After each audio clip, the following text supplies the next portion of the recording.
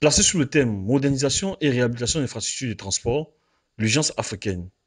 La 7e édition du Forum africain des infrastructures, FAI 2014, s'est ouverte le jeudi 13 novembre 2014 pour la troisième année consécutive à Abidjan. La journée inaugurale a été marquée par la présence de plusieurs personnalités africaines, dont le ministre ivoirien des infrastructures économiques, Patrick Hachi, qui a dans son discours d'ouverture félicité la tenue de ce forum. Présentant la situation des infrastructures de son pays, le ministre ivoirien a indiqué que l'apport du gouvernement ivoirien a permis de mobiliser directement des ressources auprès de l'État.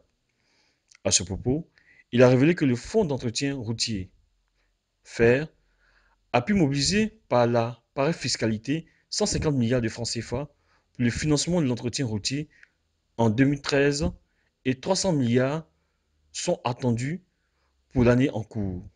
Enfin, constatant l'insuffisance en général d'infrastructures en Afrique, le ministre a expliqué que le développement des infrastructures en Afrique nécessite une diversité de moyens. À sa suite, le ministre malien de l'équipement, des transports et du désenclavement, Mamadou Hachim Koumari, a mis en avant les efforts déployés par son pays dans le domaine des infrastructures, faisant observer que la mise en place d'infrastructures adéquates est de nature à rapprocher les populations, réduire la pauvreté, lier les zones de production de celles de consommation, de faciliter les échanges commerciaux et de renforcer la sécurité.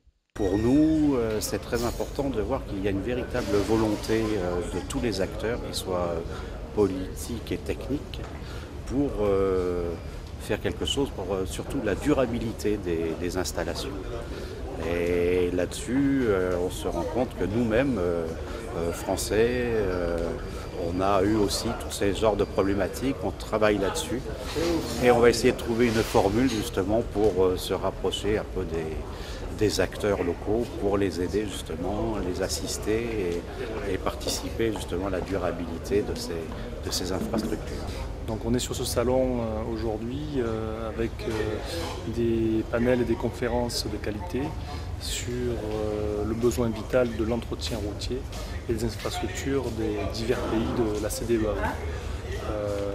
On pourra dire que cette première journée se passe extrêmement bien avec des intervenants qui éclairent, je dirais, l'Assemblée de façon très pragmatique, ce qui manque un petit peu, je dirais, des fois dans l'administration. Les attentes, c'est de pouvoir conforter et surtout se rencontrer avec les donneurs d'ordre publics sur des nouvelles sources de financement qui permettront à l'avenir aux États de pouvoir mieux entretenir leur réseau. Nous avons participé à la 6e édition de 2013 et on a vu qu'il y a toujours de l'intérêt à revenir à Abidjan. C'est pourquoi cette fois-ci nous avons participé avec une délégation de 4 personnes pour prendre part à ce séminaire, ce forum des infrastructures qui se déroule encore une fois à Abidjan dans sa 7e édition. Je crois que les débats étaient très enrichissants, donc c'est quelque chose de très important. Compte tenu que le sujet porte sur les infrastructures de transport et que quand on parle d'infrastructures, c'est les veines du développement d'un pays. On ne peut pas se développer si on ne développe pas les infrastructures, notamment les routes, les pistes et tout ce qui va avec, y compris les ouvrages d'art, etc. Je suis convaincu que nous avons eu beaucoup d'informations, surtout sur les projets qui seront lancés ici en Côte d'Ivoire, au Mali, au Burkina et dans d'autres pays. Les rencontres qu'on a eues ici en B2B étaient très intéressantes parce que nous avons connu beaucoup de gens.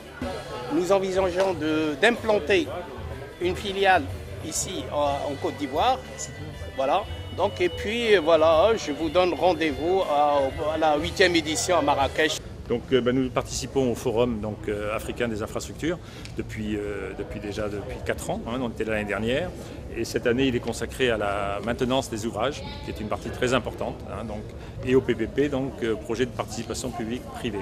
Ce matin, c'est effectivement la complexité, la diversité des missions qu'on peut avoir dans un PPP, aussi bien pour l'autorité concédante, donc l'État ou la commune qui concède un PPP, que pour la société de projet qui va l'exécuter, qui voit son intérêt à ce qu'on les aide à justement à vérifier la conception et la maintenabilité des affaires, mais aussi pour les financeurs et les assureurs qui peuvent être rassurés, donc prêter à des taux plus faibles ou assurés à des taux plus faibles, mais aussi pour la société qui va construire le projet et le concevoir, où là on peut les aider en contrôle externe pour les rassurer et apporter un œil neuf, ou aussi bien pour la maintenabilité, pour être sûr du plan de maintenance et du suivi des ouvrages. Cette journée inaugurale a été enrichie par des débats autour de plusieurs questions en rapport avec la nouvelle politique de maintenance à adopter, les mécanismes juridiques, le rôle et les avantages d'un contrôle en tierce partie des PPP, le programme de maintenance, la voie à suivre.